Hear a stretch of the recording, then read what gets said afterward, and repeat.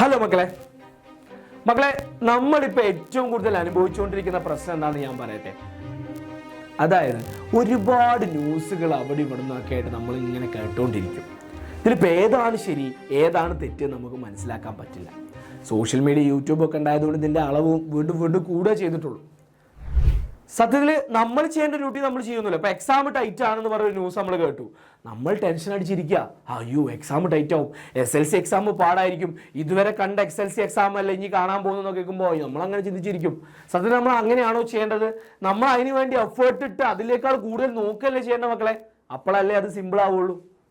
Okay, നമ്മൾ ചെയ്യേണ്ട duty മക്കളെ, ഏത് ന്യൂസ് കേട്ടാലും നിങ്ങൾ ചെയ്യേണ്ട ഒരു ഡ്യൂട്ടി ഉണ്ട്. ആ ഡ്യൂട്ടി പക്കയായി നിങ്ങൾ ചെയ്ത് കഴിഞ്ഞാൽ നിങ്ങൾക്കുള്ള റിസൾട്ട് അത് കിട്ടിയിരിക്കും, അത് ഉറപ്പാണ്. ഓക്കെ, അങ്ങനെ വിശ്വസിക്കുന്ന ഒരാളാണ്, അതന്നെയാണ് സത്യവും. ഓക്കെ, അതുപോലെ ഒരുപാട് മക്കൾ കമൻറ്റും അതുപോലെ തന്നെ മെസ്സേജൊക്കെ അയച്ചിട്ടുണ്ടായിരുന്നു ഒരു വാർത്ത കണ്ടിട്ട്. ഏതാണ് ആ വാർത്ത? ഇതാണ് ആ വാർത്ത. അതായത് മോഡൽ എക്സാമിന് ഒരു മിനിമം മാർക്ക് വരാൻ പോവുകയാണ്. 30% മാർക്ക് മോഡൽ എക്സാമിന് കിട്ടിയവർക്ക് SLCയുടെ എക്സാം എഴുതാനാവുള്ളൂ, അല്ലാത്തൊരു SLCയുടെ എക്സാം എഴുതില്ല എന്ന് പറഞ്ഞ് ഒരു വാർത്ത ഒരു പത്രത്തിൽ വന്നു. അതിനുശേഷം ഇത് കണ്ടതിന് ശേഷം നമ്മുടെ ലൈവിൻ്റെ ഒക്കെ കമൻറ്റ് ബോക്സിലും അതുപോലെ തന്നെ ഇൻസ്റ്റാഗ്രാമിലൊക്കെ മെസ്സേജ് അയച്ചൊക്കെ ചോദിക്കുന്നു ഇങ്ങനൊരു സംഭവം ഉണ്ടോ എന്നുള്ളത്. സത്യത്തിൽ മക്കളെ, നമ്മൾ എപ്പോഴും ഈ ഒരു ഭാഗം മാത്രം നോക്കിയിട്ട് എന്ത് ചെയ്യരുത്, വിലയിരുത്തരുത്. ഇതിൻ്റെ ഉള്ളിലേക്ക് വായിക്കുമ്പോൾ മോഡൽ പരീക്ഷ മിനിമം മാർക്കുണ്ടോ 2026-27 അധ്യയന വർഷം മുതലാണ് ഇത് നടപ്പിലാക്കുക. ഇതൊരു തീരുമാനം മാത്രമേ ഉള്ളൂ. ഹെഡിങ് കണ്ട് മാത്രം വായിച്ചു പോയി കഴിഞ്ഞാൽ ഇതിങ്ങനെയാ വരാൻ പോകുന്നു, ഇക്കൊല്ലം തന്നെ വരാൻ പോകുന്നു എന്നൊക്കെ ആയിരിക്കും. പക്ഷേ ഇതൊരു തീരുമാനം മാത്രമേ ഇങ്ങനെ നടത്താം എന്നുള്ളൊരു തീരുമാനത്തിൽ എത്തിയിട്ടുള്ളൂ. അത് എപ്പോഴേ നടത്തുന്നുള്ളൂ? 26-27, അതായത് അടുത്ത കൊല്ലം മുതലേ ശ്രദ്ധിക്കേണ്ടുള്ളൂ. അപ്പോൾ 9ാം ക്ലാസ്സിലുള്ളവർ ജസ്റ്റ് ഒന്ന് ശ്രദ്ധിക്കേണ്ടി വരും. ഇനി 9ാം ക്ലാസ്സിലേക്ക്, അതായത് ഇപ്രാവശ്യം 9ാം ക്ലാസ് എഴുതുന്നവർ അടുത്ത കൊല്ലം 10ാം ക്ലാസ് എഴുതുന്നവർ എന്ത് ചെയ്യേണ്ടി വരും എന്ന് ശ്രദ്ധിക്കേണ്ടി വരും. അല്ലാതെ നിങ്ങൾക്ക് മോഡൽ എക്സാമിന് ഇത്ര മാർക്ക് വേണമെന്നൊന്നുമില്ല. എന്നാൽ ഇതൊരു നല്ല തീരുമാനം തന്നെയാണ് അല്ലേ? 30% മാർക്ക്, 30% മാർക്കല്ലേ ചോദിക്കുന്നുള്ളൂ, 100-ൽ 30 വാങ്ങിയാൽ മതി. ഓക്കെ, അങ്ങനെയുള്ളവർ തന്നെ SLC ചെയ്തട്ടെ, അതൊരു നല്ല തീരുമാനമാണ്. ഓക്കെ, അപ്പം മക്കളെ, നിങ്ങൾ ഇങ്ങനത്തെ ഒരു ന്യൂസ് കണ്ടിട്ട് ഞാൻ പറയുന്ന കാര്യം എന്താണെന്ന് വെച്ച് കഴിഞ്ഞാൽ, ഇങ്ങനത്തെ ഒരുപാട് ന്യൂസുകൾ നിങ്ങൾ SLCയിലായിരിക്കുമ്പോൾ നിങ്ങൾ കാണും. അത് ഏതായിക്കോട്ടെ, ഏത് മാധ്യമത്തിലൂടെയായാലും നിങ്ങൾ കാണും. ചിലപ്പോൾ അത് കണ്ട് ടെൻഷൻ അടിക്കാൻ നിന്ന് കഴിഞ്ഞാൽ നിങ്ങൾ ചെയ്യേണ്ട ഒരു ഡ്യൂട്ടി ഉണ്ട് 10ാം ക്ലാസ്സിൽ, അതവിടെ ചെയ്യാൻ പറ്റാതെ നിൽക്കും. അങ്ങനെ വന്നു കഴിഞ്ഞാൽ നമ്മൾ അടിയിലേക്ക് പോയിക്കൊണ്ടേയിരിക്കും. ഏത് ന്യൂസ് കണ്ടാലും എനിക്ക് നിങ്ങളോട് ഒന്നേ പറയാനുള്ളൂ, നിങ്ങൾ ഹാർഡ് വർക്ക് ചെയ്തോ, നിങ്ങൾ അടിപൊളിയായിട്ട് പഠിച്ചിട്ടുണ്ടോ, നിങ്ങൾക്ക് A+ കിട്ടിയിരിക്കും, നിങ്ങൾക്ക് മാർക്ക് ഉണ്ടാവും അതിനുള്ള. അതിന് ഏത് ന്യൂസായാലും. ഓക്കെ, സെറ്റല്ലേ? നമ്മൾ പഠിച്ചു തുടങ്ങാം.